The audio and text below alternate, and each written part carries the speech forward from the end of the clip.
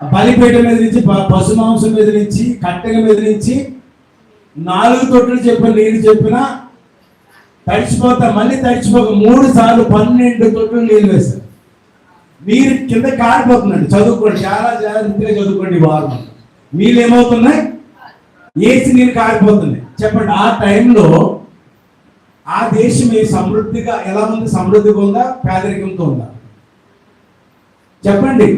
ఆ ఏరియా అక్కడ ఛాలెంజ్ చేసినప్పుడు సమృద్ధితో ఉందా, అక్కడ కటిక పేదరికంతో ఉందా? అక్కడ ఆ దేశం ఎందుకు?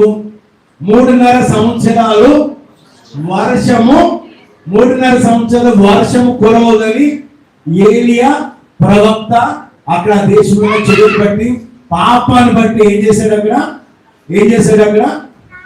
ఆయన ఆ మాట విడుదల చేసి వెళ్ళిపోయాడు. 3.5 సంవత్సరాలు కలుగుతుంది. నీళ్ళు లేవు, గడ్డి లేదు, ఏమి లేదు, తిండి లేదు, ఏమి లేదు. అక్కడ బ్రతకడానికి వాళ్ళ దగ్గర అన్ని ఏమీ లేవు. చాలా కఠిన పేదరికానికి ఆ దేశం వెళ్ళిపోయింది. ఎందుకంటే దేవుని కాకుండా బయలుదేవతను వాళ్ళు ఆరాధిస్తున్నారు కాబట్టి, బయలుదేవత మిమ్మల్ని జీవిస్తుందని చెప్పి ఏలియా దేవుడు ఆ మందసాన్ని పట్టుకుని వెళ్ళిపోయారు. ఎక్కడికి? సారెపతి విధవరాలు ఇంటికి వెళ్ళిపోయారు. ఎవరింట్లోకి ప్రవక్త వెళ్ళాడు? ఎవరైతే దేవుడు ప్రవక్త దగ్గర దేవుడు ఉంటాడు కదా, వీళ్ళందరూ వదిలేశారు. ఎవరి దగ్గర దేవుడు ఉన్నాడు? ఎవరి యొక్క మందసంలో దేవుడు ఉన్నాడు? ప్రవక్త అని ఏలియా మందసంలో దేవుడు ఉన్నాడు. ఆ ఇశ్రాయేల్ దేశాన్ని, యోధా దేశాన్ని విడిచి వెళ్ళిపోయినప్పుడు ఏమైంది? 3.5 సంవత్సరాలు వినాలి. 3.5 సంవత్సరాలు కరువుతో ఆ ప్రదేశం కొట్లాడుతుంది. కానీ సారెపతి విధవరాల దగ్గరికి ఎక్కడ? ఈ యొక్క ఏలియా వెళ్తాడు. ఆమెతో ఒక మాట మాట్లాడతాడు. ఒక నీళ్లు పుట్టి కొన్ని నీళ్లు తీసుకురా, ఒక అప్పం చేయి. నా దగ్గర నీళ్లు లేవు, అప్పము లేదు. నా దగ్గర ఏమంటుంది ఈ సారెపతి విధవరాలు? నా దగ్గర నీళ్లు లేవు, అప్పము లేదు. ఒక ఇంతే ఉంది, 2 రొట్టెలు చేసుకుని నేను నా కొడుకు తిని రేపటి నుంచి మేము చచ్చిపోతాం, ఎందుకంటే ఇక మా ఇంట్లో ఏమీ లేదు అంటే నువ్వు చావని చెప్పినట్టు చేస్తే. ఏమన్నాడు? మీరు చావరు, నేను చెప్పినట్టు చేస్తే ఇంకా బ్రతుకుతూనే ఉంటారు.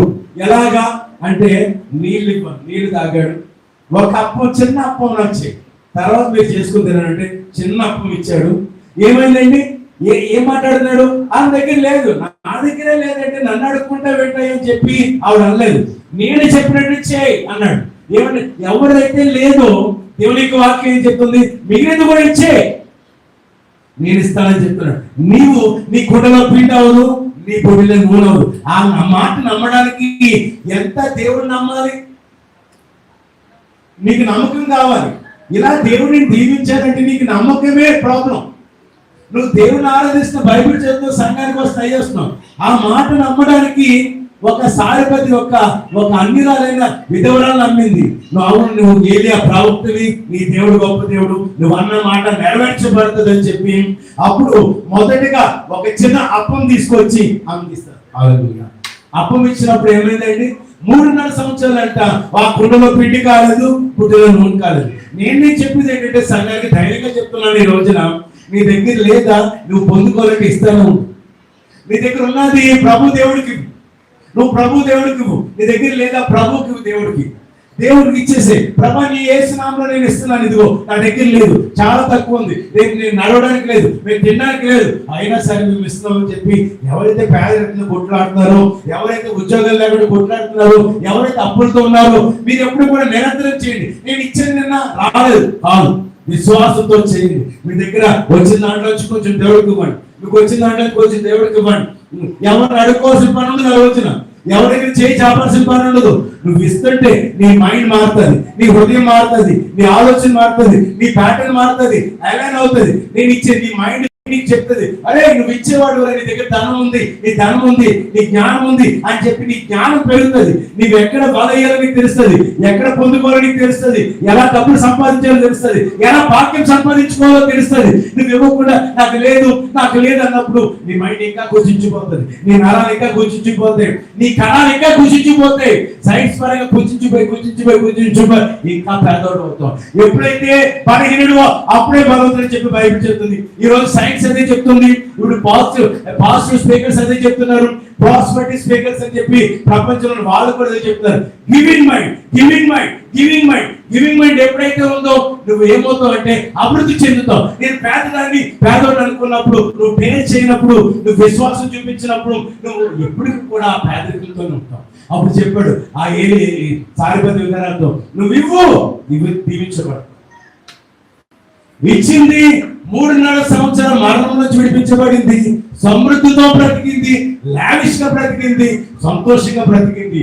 అది తనకి ఏమైందంటే, ఎక్కడి నుంచి వచ్చిందంటే తన మైండ్ మారింది, రూపాంతరం చెందింది, ఆత్మలోకం నుంచి రావడం మొదలు పెట్టింది, తన శరీరంలోకి తన మనసు మారింది. అది ఏం చేశాడంటే, వర్షం ఎలా వచ్చింది ఇప్పుడు చెప్పండి, రెయిన్ ఎలా వచ్చింది, అంత అపార్ట్మెంట్ రైన్ ఎలా వచ్చింది అక్కడ ఆ దేశంలోకి. ఏం చేశాడు ఏలియా? ఏమంటామండి, బలి ఇచ్చాడు కాబట్టి వచ్చారని చెప్పంటారు.